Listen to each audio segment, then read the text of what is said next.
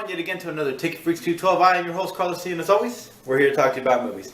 Now, I just want to clear something on the record. I do say we all the time instead of I, because I do really believe that the fans are actually interacting with me. It's kind of crazy, and also I believe that one day I'm going to actually have a partner to host this thing with permanently, so I like to keep my expectations to we instead of I. I know it sounds crazy, but just bear with me here.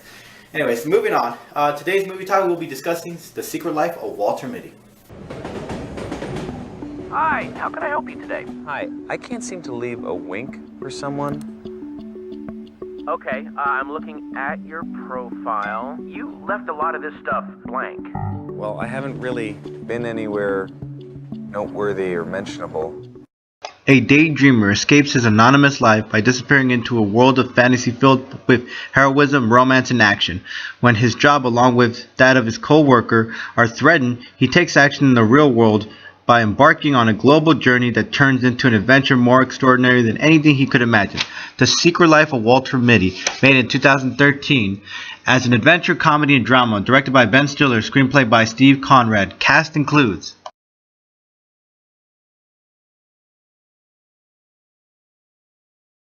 So, let us begin. The Secret Life of Walter Mitty, I love this movie. The direction that Ben Stiller provided for the movie was nicely done. He provided he provided the perfect atmosphere of location, and actually provided the location along with the character involved in it. I thought he really brought that in there. As far as music, I thought he actually had a perfect tune to the journey along with the adventurous side of this. So I thought he did a good job with that. Dialogue, I felt like it lacked a little on certain parts, but I did believe that in other parts it did have interaction with characters where I thought the dialogue was perfect. And not only that, throughout the movie, it has the dialogue being set into the message out there. I won't give you that kind of spoil, but you'll see what I'm talking about. Storyline-wise, great story, delightful. If I read this in a book, it would be cute, and I would actually see this in real life. It's actually really a really intriguing movie. The beginning to me was actually trying to hook me, and I really didn't feel like it hooked me. I was a little lost. I wasn't lost.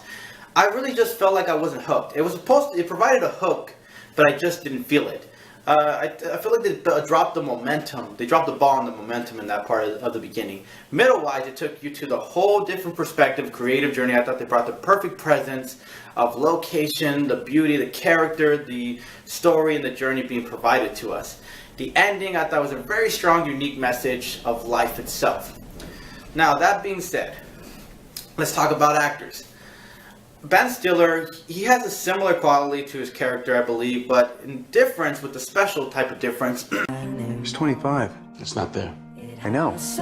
Because he actually plays this character who has an insight of adventurous and courage and so forth inside him that he eventually bursts out during the time of the movie.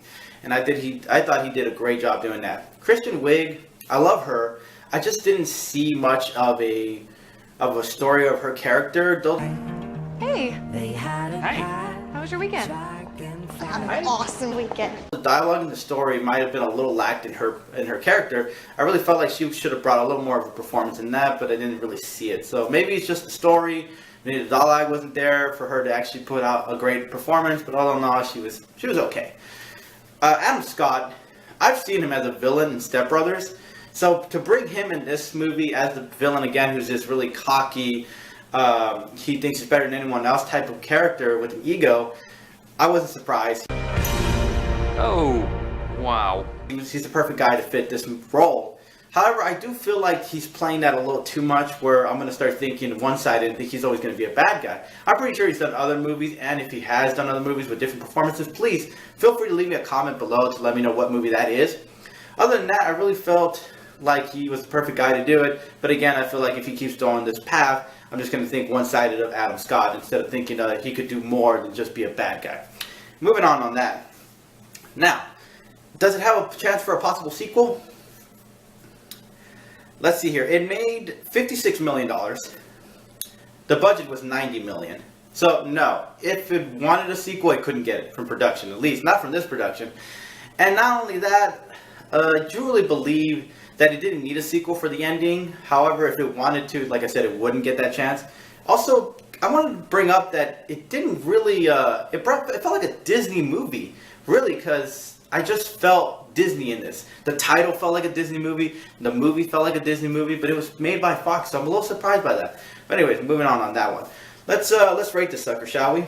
Rotten Tomatoes gave it a 48%. IMDb gave it a 7.6. Ticket Freaks from 1 being bad, not worth watching at all, to 5 being a must-see movie.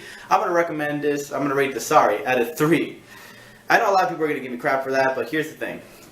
It was one of those movies that it is a family-friendly movie, so if you were a family man or a family woman and you wanted to go show this to your kids, this is a very great movie with a strong message of life. However, as far as owning it, it's not really that big of a deal to own it. As far as renting it, yeah, you could rent it. 3 is a hesitant. I still would watch it, but it's not like if you didn't see it, it would be a big deal, or didn't see it, it wouldn't be a big loss of your life. That's going to do it for us today, guys. I hope you guys enjoyed the show. Please subscribe or tell a friend. I hope to see you guys next time, okay? Peace.